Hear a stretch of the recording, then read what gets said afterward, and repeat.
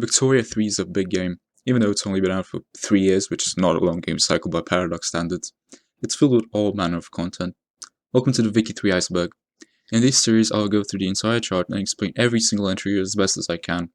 If you don't know what an iceberg is, it's a list of theories, mysteries, and general knowledge on a topic that's layered from most to least known.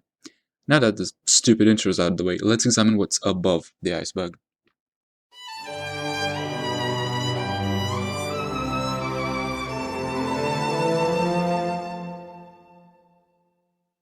The namesake of the game series, obviously, Victoria is one of the most influential monarchs of all time. I mean, we call it the Victorian Age for a reason. It was under her rule that the UK became the undisputed global hegemon, producing the most industrial goods of any country and being a centre of science and philosophy. One such philosopher was the father of communism, who has been both praised and cursed throughout the centuries for his famous manifesto. I'm sure you know all about it. Whether you love or hate him, he's a crucial part of world history and thus of Victoria 3. Like all other agitators, Marx can become a ruler and is useful in socialist runs. The Opium Wars were conflicts fought between the Qing and the British over the legality of the drug within China and the freedom of trade awarded to European merchants. You can check out one of the videos I left in the description if you want to learn more about it. The Chinese lost both conflicts decisively and were forced to cede Hong Kong to the UK. It's one of the first wars you'll see in the game, as it starts with an event chain and can be exploited by other powers with an interest in China like Russia, France or Portugal, as China has a very bad debuff at the beginning of the game. The Texas War of Independence, or the Texas Revolution, is one of the wars that are ongoing at the start of the game. It was caused by the Texians' desire to keep their slaves and their culture, as there were laws that forced prospective colonists to convert to Catholicism and learn Spanish.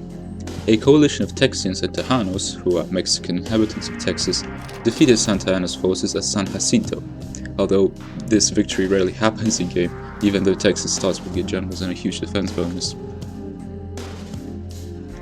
The state transfer exploit.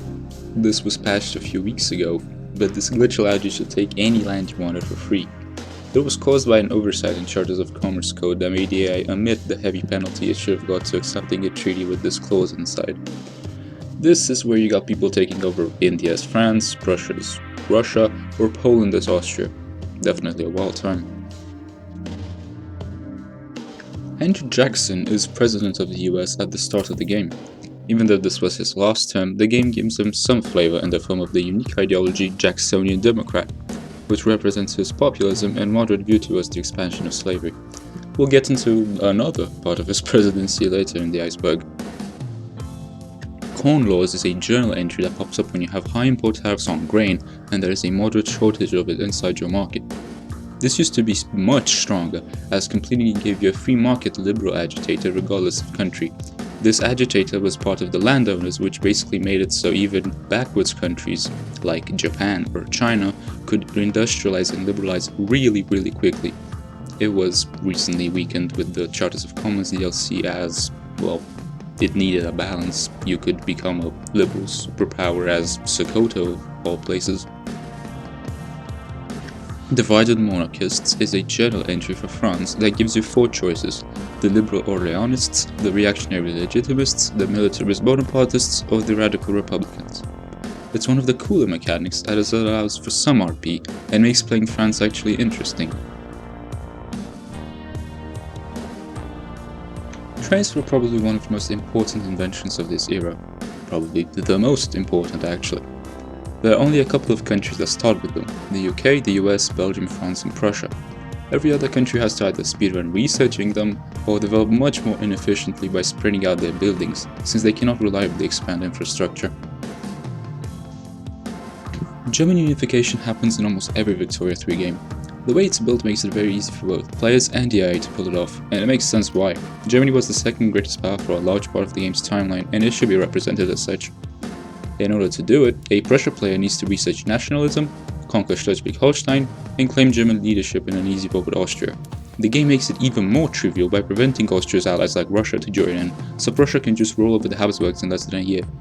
Afterwards, you can either reconcile with Austria and form Super Germany by uniting with them, or conquer Alsace-Lorraine from France and roll over them. Pretty fun. The Great Game was the power struggle between Russia and the UK over influence in Central Asia. The Russians eventually won, taking over most of the region, although Britain maintained control over India, and both powers used Afghanistan as a buffer state.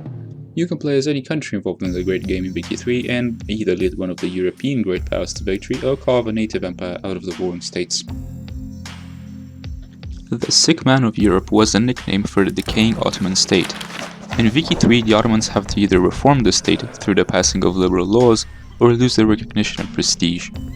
Given their incredibly weak position, the Ottomans are usually invaded by the Russians before being destroyed by the Egyptians. But a decent player can turn them into a superpower, as the Ottomans have direct access to some very high-value regions like the Middle East and Africa, which have abundant resources in oil and rubber.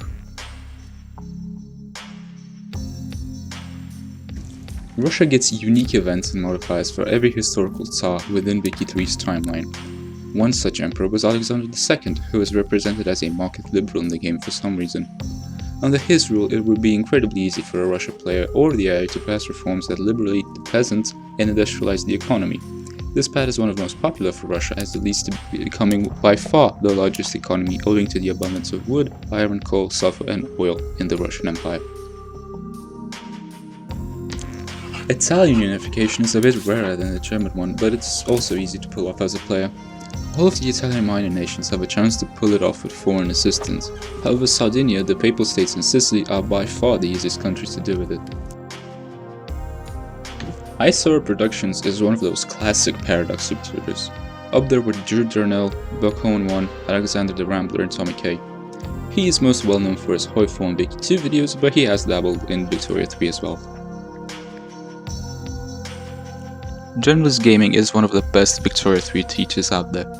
The first results for Wiki 3 tutorials are his videos, and he's definitely one of the best players on YouTube. Check him out if you haven't. The Krakatoa Eruption is an event and journal entry that cripples the world's agriculture.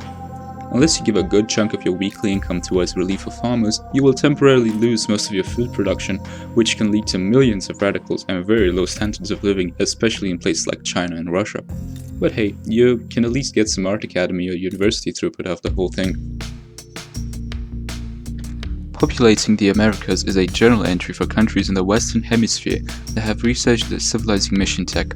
This gives them regular migrant growth at the cost of some influence, which allows you to massively expand your industries as the US, Canada or Brazil, as getting lots of immigrants will fill all of those factories up. John Brown was an American abolitionist who pursued the unconditional liberation of African Americans in the antebellum South. He's one of the few agitators that the US gets and can definitely help you ban slavery in the early game. Presidential republics are the dominant form of government in the Americas at the start. That's it. I don't know why I added this entry, to be honest. You could become one as France if there are enough radicals in Paris, so that's pretty cool. It is overall better than Parliamentary Republic, only because of the authority bonus though. Standard Oil is both an achievement and a company you can establish in-game. It's one of the most profitable corporations in Wiki 3 as the US is on par with Russia when it comes to oil reserves, and demand for black gold skyrockets in the late game. You can easily double or triple your GDP just by having Standard Oil own all of the US's derricks. Tariffs are the most direct way of influencing trade short of transferring goods through treaties. If you're just starting to industrialize, you should place import tariffs on every base and staple good while importing luxury and military ones in order to not go completely bankrupt from the high cost of goods.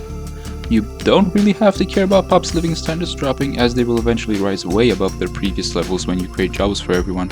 If only it was that simple IRL, eh? Council republics, also called Soviet republics, are worker states where power was reserved to trade unions and other proletariat organizations. In real life, most Soviet republics were either crushed, like Bavaria or Hungary, or turned into totalitarian vanguard states like the Soviet Union, Cambodia, or China. Wiki 3 allows for democratic Soviet republics without many repercussions, however, which is a good opportunity for roleplay if not at all historically accurate.